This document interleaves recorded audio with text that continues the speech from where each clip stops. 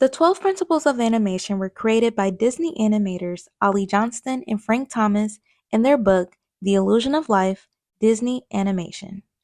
These principles offer essential guidelines for making animations that look realistic and engaging.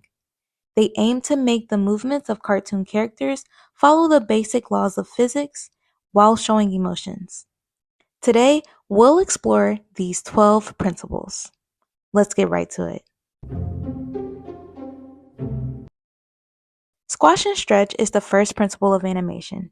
It adds life to animations by making characters look like they have weight and volume as they move. For example, think of a bouncing ball. When it hits the ground, it flattens, squashes, and when it leaves the ground, it stretches. This effect shows impact and gives the ball a stretchy feel. Imagine a cat jumping on a ledge.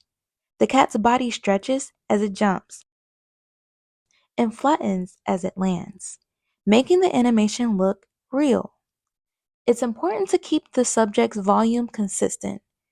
If it stretches horizontally, it must contract vertically, and vice versa.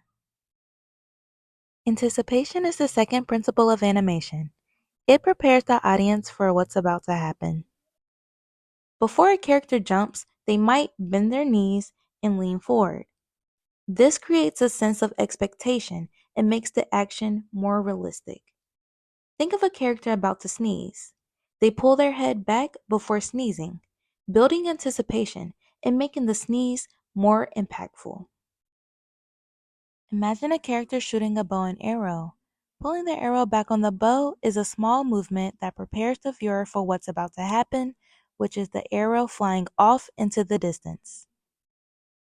Staging is the third principle of animation. It focuses the audience's attention on the most important part of the scene. For example, a character on stage is framed to draw the audience's focus. Changing the perspective to the character's view can highlight a specific focus, like a screen they're pointing to.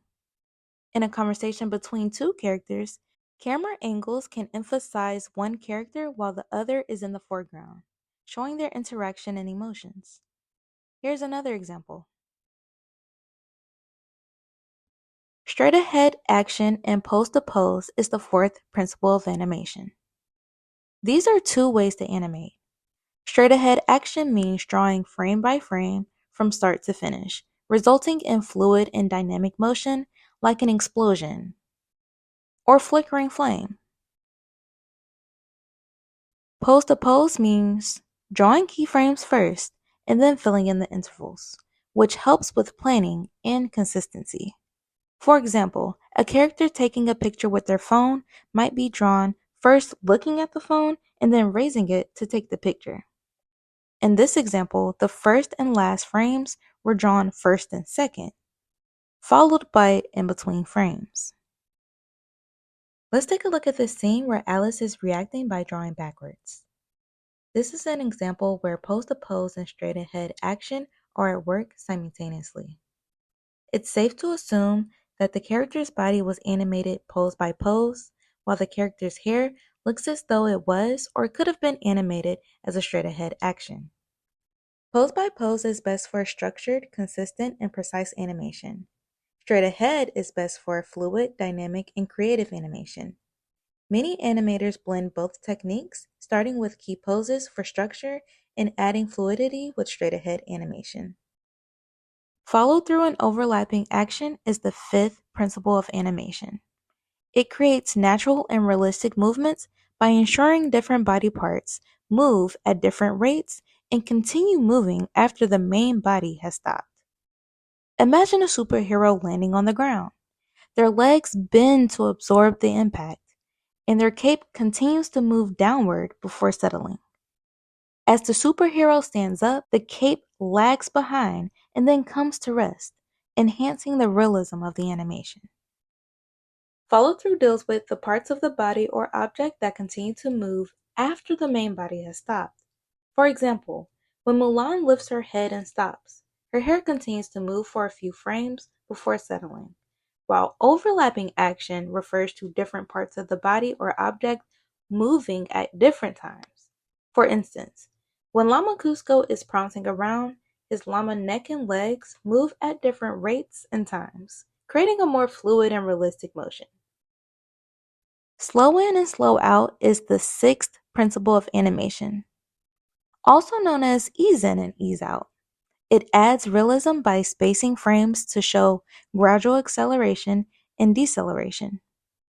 When a car starts moving, it accelerates slowly, picks up speed, and then slows down when it stops. Similarly, a ball on a string. The object starts slowly, moves quickly in the middle, and then slows down at the end. This principle ensures smooth and realistic motion, as opposed to abrupt and mechanical movement.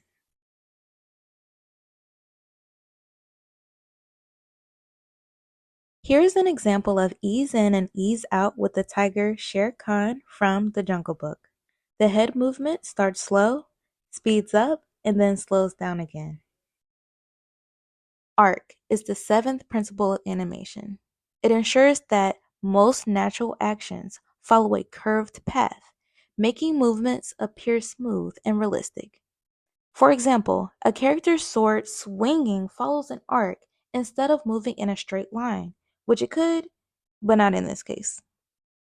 This principle adds a natural feel to the movements. In this example, the arms, head, and tie follow the path of an arc to realistically express the character's frustration. Secondary action is the eighth principle of animation. It adds depth to the main action, making characters more lifelike. For example, while a character walks, their hands might swing, and their head might bob, with the hair moving up and down. These additional actions support the main action and add more dimension to the character. Secondary action is pretty similar to the fifth principle of animation, follow through and overlapping action, but the exact classification depends on the specific focus and intent of the animation in question. Follow through and overlapping action deals with the natural continuation and timing of movement within the main action, while secondary action involves adding complementary actions to enhance and support the main action. Timing is the ninth principle of animation. Timing affects the speed and believability of actions, crucial for creating the illusion of physical and emotional states. Examples of timing would be halves, thirds, slow out, slow in, and slow in and slow out. Check out the difference in the behavior of this head moving from left to right.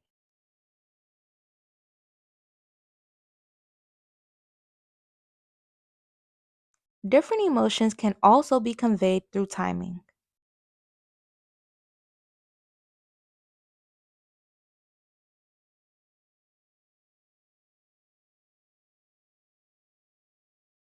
Exaggeration is the 10th principle of animation. It amplifies actions, poses, and expressions to make them more dynamic and readable. It's used to emphasize emotions and actions, making them more entertaining and clear to the audience.